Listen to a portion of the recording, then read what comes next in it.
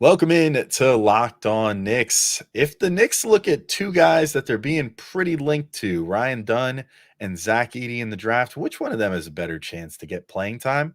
How many rookies should the Knicks even draft this year? And who on the Knicks needs to make a big improvement going into next year for them to make the leap to title contention? All that's coming up right now on Locked On Knicks.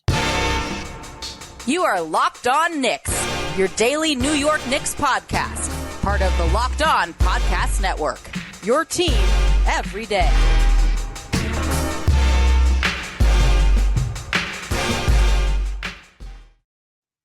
All right, welcome in to Locked On Knicks, and we wanted to thank you guys for making Locked On Knicks first listen today and every day, whether you're checking us out on your favorite podcast platform or taking in sights and sounds on YouTube. We appreciate you making us a part of your daily routine. Make sure you hit that auto download function on your favorite podcast app or the notification bell on YouTube so you never miss an episode, which, by the way, is brought to you by Prize Picks, the easiest and most exciting way to play daily fantasy sports. Go to prizepicks.com/LockedOnNBA and use code all lowercase LockedOnNBA for a first deposit match up to $100. And I figured I should remind you that I am Alex Wolf. I'm editor-in-chief of Knicks site, The Strickland, which you can find at strict.land. And he's Gavin Shaw, your favorite play-by-play broadcaster's favorite play-by-play broadcaster. And Gavin, we have had a really long mailbag this offseason, and man, I could not be happier for it because there's certainly not a lot to talk about right now. And we're still putting out like 4 to 5 episodes a week. So the fact that we know what the people want to hear about has been great.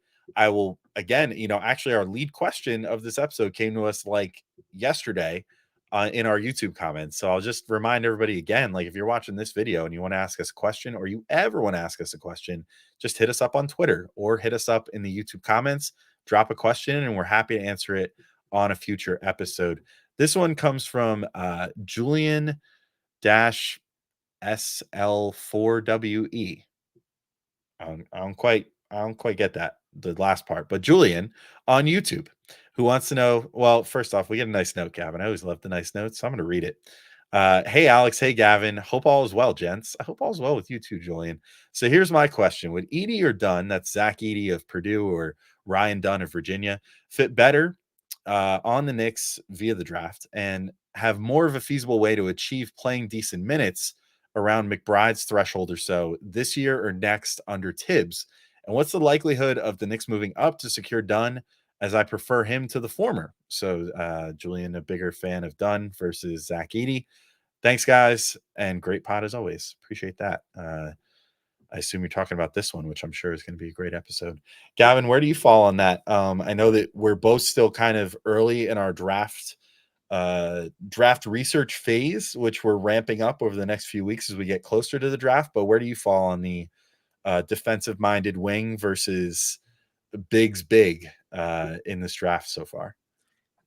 It's a good question. I mean, I think it's Edey because they would only take him in the scenario that Isaiah Hartenstein was leaving. And I think that's where I fall down, just because Dunn, that jumper is still such a question. I think if you're drafting him, you're saying we really like the long-term trajectory of this guy, and we are planning, and this is something we're going to talk about a lot next segment, but for a future where what is currently maybe the deepest team in basketball has made a consolidation trade and is no longer the deepest team in basketball, we could really use an elite defender who maybe down the road could make some threes, like once the Knicks training staff that has such a good record of player development since coming into power over the last couple of years, could maybe work their magic with Ryan Dunn. But Zach Edey is pretty much what he's going to be in the NBA. Maybe he Brook Lopez's it and adds a 3 down the road. You obviously hope he continues to get more mobile in terms of his ability in guarding pick and rolls, and isn't a disaster. It is an Enes Kanter scenario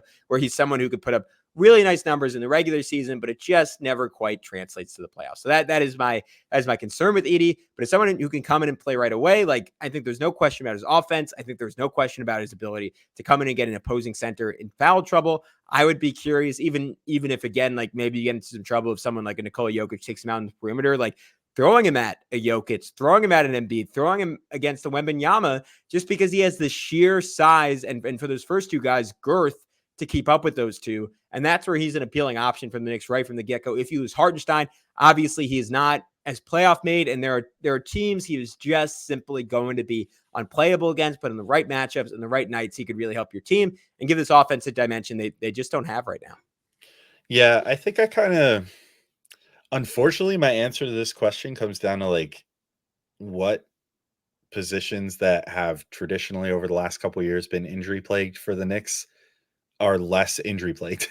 Yeah. And that answers my question of like who would have a better chance at getting playing time, because I'm going to just assume, like, let's just assume for my scenario's sake, I guess, that like that they re-sign Hartenstein, that they re-sign Anunoby, that they just say, you know what, let's run it back. Let's just run this whole team back, and we're going to draft a few rookies to develop behind everybody, whatever. So let's just say, like, even in some dream scenario, they actually got both these guys, right? That they got Ryan Dunn and they got Zach Edey at pick 24 and 25. I think if they were both on the team, I would find it to be more likely that Dunn might eventually get some minutes. And I struggle a little bit with that, because I think that the main thing is that the center spot, Edey would get some minutes, and but I don't know that he would hold them once the platoon was healthy again. So like Hartenstein and Mitch would sop up all your minutes at the 5. Edey would sit on the bench. There's no scenario where you could play 2 of those guys at once. So it's always got to be just one of them on the floor at any given time, which doesn't open up time for the third guy, because nobody plays a 3 center rotation at just the center spot. It's not great for rhythm. It's not great for establishing what you want to do at any given minute. Like, just nobody does it. So as long as both Mitch and Hartenstein were healthy, Edey wouldn't get minutes. The second one of them would go down, then Edey would probably get 15 minutes a game for a stretch until that person is back again, and then he would go back to being on the bench. Dunn, it probably kind of comes down to a similar scenario, but I guess I could see a world where maybe he earns a little bit of a role, even if OG Anunoby doesn't get hurt, which he's obviously he's your OG Anunoby insurance for like a long wing that can guard it. Some people say 1 to 5, maybe even if it's only just 1 to 4, but he can guard like pretty much anyone on the floor credibly for possessions at a time. I think there's a decent chance that he would get some playing time if an Anunoby would get hurt, but also a chance that maybe if the Knicks just want a defensive specialist out there with the bench lineup, maybe you roll with, if Tibbs expands back to a 10-man rotation from time to time and wants to get like a full bench unit out there, maybe you sometimes throw out like Deuce McBride, Josh Hart, Dunn, Mitch, and I don't know. I mean, maybe that's just where like the remaining starter trickles back in, and you have like or Bojan with that group. Bojan, yeah, that's true. Or Rokas if he comes over, something like that. Maybe that's a bench lineup you want to throw out there, and you say, you know what, we don't necessarily need Ryan Dunn to hit shots right now. We just need him to be the defensive plug to let this lineup cook on offense. But also he would probably be pretty lethal with like a Deuce McBride in some limited minutes, and just create some ruckus on defense and create some fast break opportunities for Josh Hart and whatever. And it could be a really fun bench lineup. So he does the things that Tibbs values in a wing, I think, except for the shooting part. And, I just think that maybe he would get a little bit more leeway to get some minutes here and there, and then eventually get the chance to have his Deuce moment where he then just kind of snatches that role if he can hit like 32% from 3 or something like that. So, I think that's probably where I fall on that. The 3-and-D wing, I just think would have a better chance of cracking the rotation versus Edey. But if Hartenstein leaves, it's definitely Edey, because they'll 100% need another center at that point. Yeah, I think barring a dramatic, unexpected jump from one of them as a rookie, I don't think either one is a playoff guy. I do like the idea of having someone who's just locked down next to Anunoby, and that's where like trading Quentin Grimes kind of pained me, even though I get why they did it. Just because there are lineups you could throw out there that just stifle teams. I mean, we've seen it with Derek White and Drew Holiday in Boston. We've seen it with the Wolves all year when like Anthony Edwards and Jaden McDaniels can kind of get into a feeding frenzy. Like there are moments, there are teams where you can just end games on the defensive end of the floor. And I think Dunn and Anunoby together, like that's the ceiling there. Like if Dunn gets to a point where he can play 20 minutes a game with a future iteration of the team, like that would be a whole lot of fun. But Alex, our next question centers around how many rookies should the Knicks actually get? And I think this kind of gives us an opportunity to discuss future roster construction in a very specific way. So I'm excited to get into that. We're going to talk about it next on Locked On Knicks. But first, I got to let you know about our good friends over at Prize Picks. And Prize Picks is America's #1 fantasy sports app with more than 5 million members. It's the most fun and exciting way to get in on the action while you watch your favorite sports and players. You just pick more or less than on 2 or more player stats for a shot to win up to 100 times your cash. And Prize Picks is America's #1 fantasy sports app. So you want to make sure that you're there for the finals, right? Because the finals is, at least in all of our basketball fan opinions, the best final of any league out there. And the finals means more on Prize Picks. And so do the star players. You get boosted payouts on select basketball stars that you won't find anywhere else.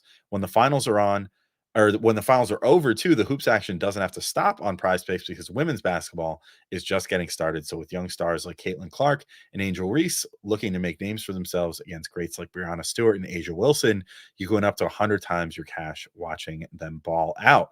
And the best part is that if there's 2 of those games, if there's a finals game and a WNBA game on in a single night, you can do both at once because you can do multi-sport entries on Prize Picks, which will forever be my favorite thing that you can do on the app.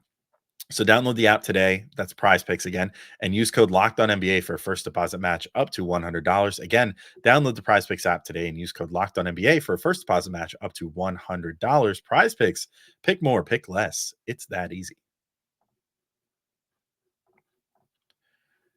All right, Gavin, we're back in, and we're getting towards the end of our mailbag questions that we got for this offseason mailbag. We might just have to roll right into another one, honestly, because I love getting questions from people. It's so much more fun than trying to come up with things ourselves. And who better than our buddy Jordan Bubb at Bub Jordan on Twitter to give us lots of things to talk about for the better part of half a month. Jordan wants to know, how many prospects do you think the Knicks will come out of this year's draft with? Over under of 1. Will it go over or under or be even at 1 rookie out of the draft for the Knicks this year? And let's just caveat that and say 1 drafted rookie, because they could obviously do what they've done in the past sometimes and just sign a couple guys right out of the draft, right after the draft, that they sign as undrafted free agents. So let's say over under of 1 drafted rookie this year. What do you think? Yeah, I'm gonna take the over. I'm gonna say they come out of this with 2, whether they actually make 24 and 25 or they make pick 38. I think there will be a consolidation trade, but I think they, as the second apron becomes real, which is something we have discussed like ad nauseum over the last week and a half or so, they're going to see the value in quote unquote cheap labor. And it is going to become necessary for the future of this team. Right now, they're extraordinarily deep. Like we got a question from our buddy Bugsy Sig earlier, like, all right, how can the Knicks strengthen the bench? And I outlined it. I made the case. I don't think the Knicks do need to strengthen the bench. They're the deepest bench in the NBA, and they already have like very, very difficult questions to answer.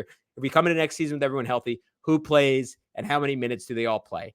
That kind of suggests to me like there isn't a ton of room for a rookie to come in and star right away, which makes me lean towards consolidation trade. But also today's depth is not tomorrow's depth. Like down the road, the Knicks are going to make some kind of move, and it might not be for a star, but it could be something, which, and this sounds painful, but it could be turning Josh Hart and Dante DiVincenzo into one player. It could be turning OG Anunoby and Bojan Bogdanovic into one player. This might not be next year. This might not be in 2 years, but you want the next guys coming up the pipeline. It's something the Thunder have done better than pretty much anyone in recent years, where they're just pulling Aaron Wiggins out as the 3rd or 4th guy off the bench, and you just watch him play, and you're like, this dude is freaking amazing. But they do that because they're making these picks each and every year, and they can kind of like trim the fat and keep the dudes who can actually ball. And I think the Knicks have to start getting into that mindset. And even if it's having guys who are overqualified playing G League minutes, that's okay. But I would ultimately put the number at 2, because to me, the move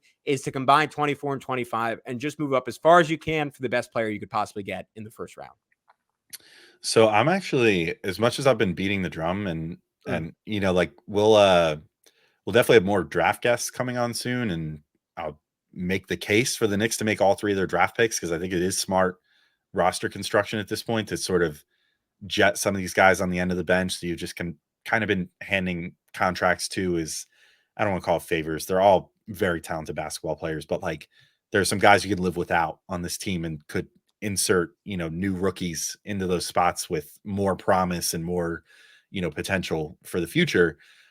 That's what I do want the Knicks to do, especially if they're mostly just trying to stand pat a little bit this offseason. But I just can't shake this feeling that they're going to make a move on draft night or like right before draft night. And it's going to be a pretty big move because I think they're going to realize the implications of waiting to make a big splash once the new league year starts and what it's going to mean for them, like with being able to keep their own free agents, with being able to extend their guys, with being, a luxury tax team. Things are going to get difficult real fast. The second that, like, if they have like tentative agreements sort of hush hush in place with OG and iHeart already, they already know what they're looking at and they know what they're going to have to deal with once the offseason starts and what their cap figures are going to look like and the sort of restrictions they're going to run into trying to trade for someone. I kind of wonder if like possibly even pick 24 and 25 both go out in a trade on draft night to bring someone somewhat big into this team. And I don't know who that would be. My mind instantly goes to them trying to just rip the Band-Aid off and go for Bridges from Brooklyn or go for Donovan Mitchell from Cleveland and just be like, let's just do this. Let's overpay a little bit if we have to, but we got to make this move and let's just set this team in stone and go make a run at a championship next year.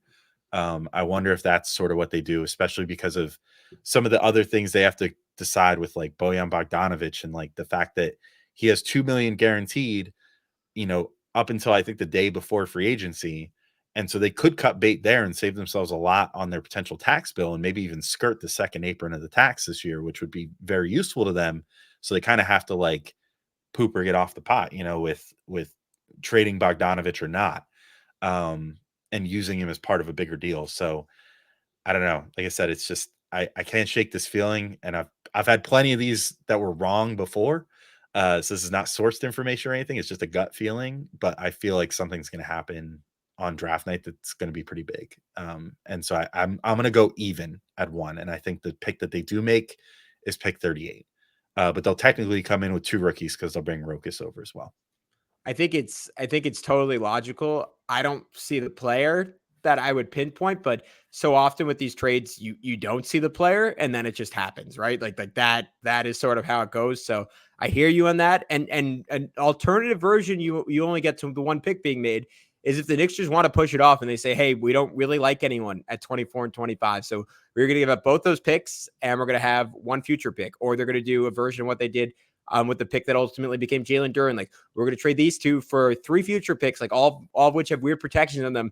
But it is just propelling into the future the value of those picks, because it's something we always say so often on this podcast. But generally, unless you really hit on someone, the pick and the idea of the player and the malleability of a team being able to use that for their own purposes has more value than just drafting a rookie. Again, like, you hit the pick out of the park, you get someone like a Jalen Williams at pick 13. Of course, he's more value than any single first-round draft pick. That generally is not what's going to happen, especially on a team like the Knicks, Alex. Like, once they make these picks, as we just highlighted last segment, they're not going to have the time, the minutes to highlight these guys. Like, they could be awesome. They could be amazing. They're probably not going to play right away. And if they do, they're probably not going to play a big role right away. So if you're just looking to, as our friend Jeremy Cohen would say, keep that perpetual soup on the stove and cooking, you are turning those picks into future picks, and you're saving that gasoline for down the road to maybe make the trade you're referencing a little later in the summer when the options are a little bit clearer. Yeah, I'm with you there. And I think that's a good note to end this question on. So in the next segment, we're going to talk about the internal candidates for improvement and how the Knicks could improve just without anything other than just practice and hard work. So that's coming up in just a second. But first, if you want to improve your business, when you're hiring for small businesses, you want to find quality professionals that are right for the role. That's why you have to check out LinkedIn Jobs. LinkedIn Jobs has the tools to help find the right professionals for your team faster and for free. So I've never had the opportunity to hire. Hopefully a locked on intern at some point if we're doing well enough. I've had people ask before, Alex. You'd be shocked. But I have had the opportunity to be hired on LinkedIn. I got this amazing opportunity this year to work for CBS Sports simply because I was connected on LinkedIn with someone who also worked at the NFL at a totally different time as me, but just happened to work there and said, "Hey, I see you're doing stats for these NBA broadcasts. Want to do it for a CBS broadcast?" And I could not have said yes fast enough. And it wouldn't have happened without the magic of LinkedIn. So how does LinkedIn facilitate this? Well, LinkedIn isn't just another job board. LinkedIn has a vast network of more than 1 billion professionals, which makes it the best place to hire. It gives you access to professionals you can't find anywhere else. LinkedIn does all that while making the process easy and intuitive. Hiring is easy when you have that many quality candidates. So easy, in fact, that 86% of small businesses get a qualified candidate within 24 hours. So post your job for free at linkedin.com/LockedOnNBA. That's linkedin.com/LockedOnNBA to post your job for free. Terms and conditions apply. All right, let's head away from draft land and into Knicks land. The final question of the episode comes from our buddy Jordan Bub at Bub Jordan. He says, "What player in the Knicks needs to have a massive internal development?" That sounds dangerous to have a massive. Going back to your pooper get off the pot question, massive. What if Deuce has a massive internal development? That it could be concerning for the entire Knicks staff in this offseason to help the Knicks become a title contender. Alex, we've been recording for 3 hours. I'm tired. Poop jokes aside, what are your thoughts on this? It's funny you bring up Deuce because he's the guy I would think of. There we go. A massive internal deuce is the key to a Knicks title. You heard it here first. I'm about to drop a deuce. Yep. So yeah, I think it's Deuce. I think he's the guy. And I mean, we've had questions about him for years, about what he would be capable of in the NBA. And I think we started to finally see the final-ish picture of what he could become this year with, finally finding the consistency from 3-point range, which was huge for him and carried over into the postseason. So we know that he's a guy that can shoot well in the postseason now, which is great. The defense we already know is elite. Even like the off-ball cutting, I think is really solid. He does a lot of things really well. The one thing, and stop me if you've heard this one before with another shorter Knicks guard who has a long wingspan and whatever, but is he a point guard? And that's what we're still wondering about Deuce. So I think the biggest internal development that the Knicks could have this offseason is Deuce continues building on what honestly surprised me a lot. Like I said this a lot down the stretch of the season, but he showed me more than I ever thought that I would see out of him in terms of like primary ball handling ability down the stretch of the season, especially when the Knicks were ravaged with injuries and like every non-Brunson minute was critical. And, they needed that extra bit of playmaking out there and whatever. They lean on Josh Hart sometimes. They lean on Alec Burks a bit in the playoffs, to handle that burden a little bit. But Deuce acquitted himself pretty well and honestly did more than I ever thought that he would in terms of ball handling down the stretch of the season. And I'm really intrigued to see if he can build on that. Like bringing over Rokas Jokibitis is not as huge of a need at that point, which I think as of right now, I would consider to be not a huge need, but something that I would very much like to see. And you know what? I kind of want to see it regardless. So who cares? Even if Deuce becomes, Chris Paul overnight, let's still bring over Rokas Jokibitis and let them play together. But I think that would just be the final, nail in the coffin, I guess. That's the only thing I can think of. It's not really a nail in the coffin. It's like the opposite of that.